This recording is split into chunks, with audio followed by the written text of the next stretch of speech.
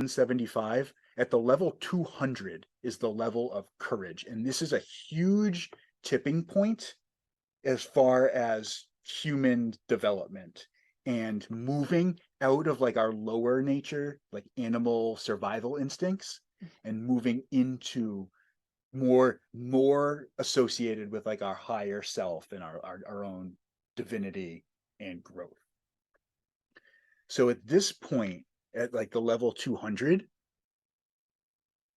um, everything changes and everything becomes more like life affirming. Whereas now that we went through all those little ones, like all the lower levels of consciousness, it's all very much like the world is happening to me. The world is scary. The world is bad. Bad things happen. God is bad.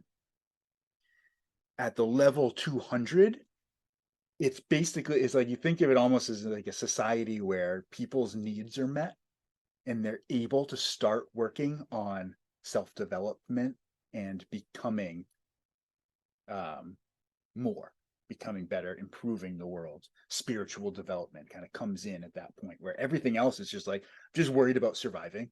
I'm just like stuck in my animal nature. I'm stuck in like that lower level of the ego. And then you kind of reach the level 200.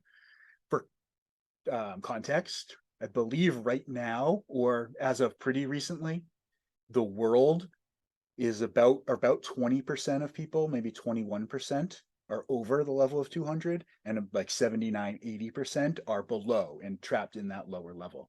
In the United States, it's closer to 50-50. It's actually 49 below 200 and 51 above. Hmm.